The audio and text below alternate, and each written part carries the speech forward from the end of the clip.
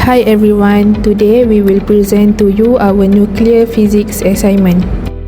I am Ayu Asmida binti Ayub and this is my group members which is Christina Dima Anak Madudu, Nur Ashikin binti Saiful and Putri Arina Sofia binti Abdul Razak. For scenario B, you are part of an engineering design team tasked with engineering a nuclear reactor to be used in a nuclear power ship that generates steam outside the reactor. The reactor will need to use 5% of uranium dioxide. Move on to the introduction. So this project basically focused on the engineering design of a nuclear reactor suitable for use in a nuclear power ship. The main objective of this project is to identify and recommend a reactor type that can safely and efficiently generate power for marine propulsion. In this scenario, the reactor is required to use 5% enriched uranium dioxide as fuel and must generate steam outside the reactor core.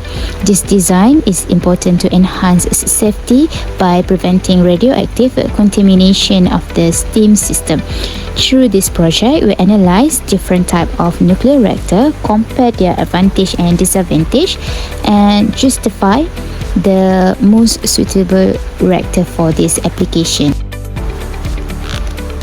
Next is suitable general reactor type. The most appropriate general reactor type for this application is the pressurized water reactor or PWR. So a PWR uses ordinary water as both coolant and nutrient moderator.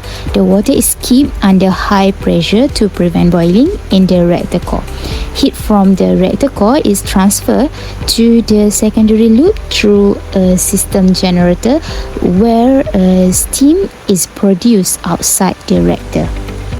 Next, we move to the advantages of nuclear reactors. For pressurized water reactor (PWR), it has three-stage cooling system. First, the primary loop removes heat from the core.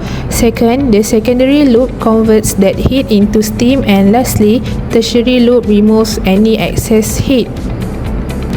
Next, the heavy water reactor or HWR, it doesn't need extra fuel enrichment and can use natural uranium, which helps avoid expensive fuel production. Third, small modular reactors or SMR, which is it has lower construction cost and time. These are factory built, which makes construction faster and cheaper. Fourth, the radioisotope thermoelectric generator or RTG. It's ideal for remote location like space mission and provides long-term power generation. For the sodium cooled fast reactor or SFR, it has low operating pressure which can reduce accident risk and passive cooling is possible after shutdown. Last but not least, the kilopower reactor or KR. It provides continuous, reliable power for a long time and include passive safety features.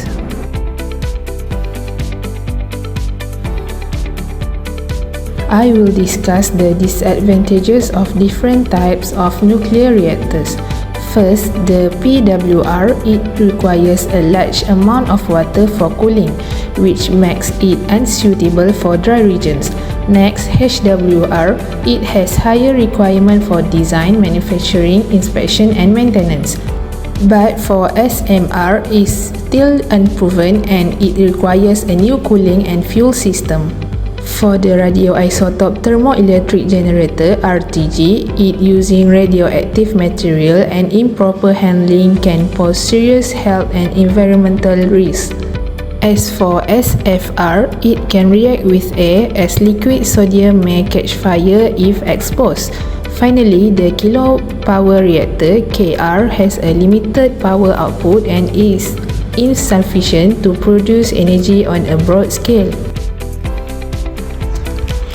For our recommendations, We propose the pressurized water reactor (PWR) as the most suitable reactor type for these applications. We chose the PWR because it is the standard for naval propulsions. It's fully compatible with 5% enriched fuel and utilizes a secondary loop to generate steam. This is a safety feature as it keeps the steam's productions outside the core, significantly reducing radiation exposure for the crew.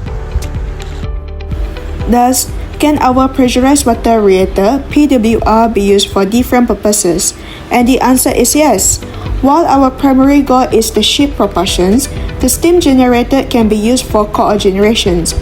On a nuclear power ship, the reactor provides mechanical energy for propulsions, but bleed steam can be used for desalinations, a process converting seawater into fresh water, or it can be used for commercial electricity generations. Now, let's take a look at the factors to consider when designing a nuclear reactor. First, we need to consider a thermal hydraulic. We need to be able to manage the heat transfer rate to ensure that the fuel rod do not melt. Secondly, we need to consider the neutron moderations. We need to ensure the water effectively slows down neutrons to maintain a chain reactions with the 5% uranium dioxide. Third, we need to consider the shielding and weight.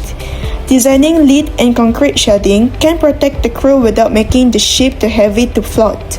And lastly is the safety system. We can implement redundant cooling system that can function even if the ship loses power.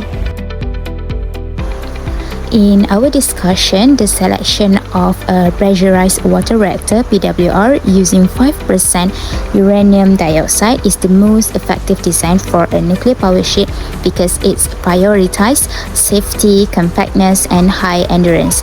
By maintaining the primary coolant at approximately 155 bar, the water remains liquid at high temperature, allow for efficient heat transfer to a secondary loop through a system generator.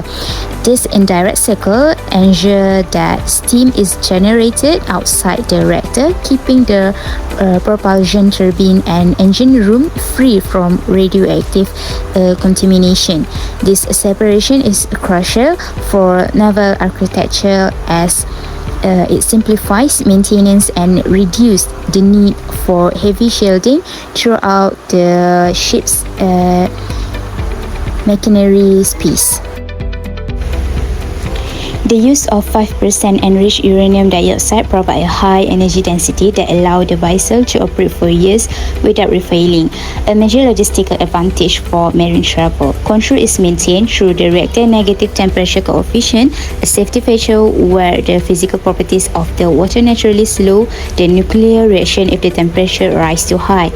While the high pressure system requires a robust pressure vessel and dedicated pressurized to prevent boiling, the overall footprint remains compact enough to fit within a ship hull. Beyond propulsion, the system is versatile, utilizing waste heat for cogeneration tasks like desalination and providing the massive electrical energy required for the ship's internal operation. In conclusion, the pressurized water reactor is the most suitable reactor design for scenario B. It meets the fuel enrichment requirement, produces steam outside the reactor core, and provides a high level of safety and reliability. Its proven use in nuclear power ship demonstrates its effectiveness for marine application. With proper design consideration, the PWR remains an excellent choice for nuclear propulsion system. This is all the link references that we refer when we do this assignment.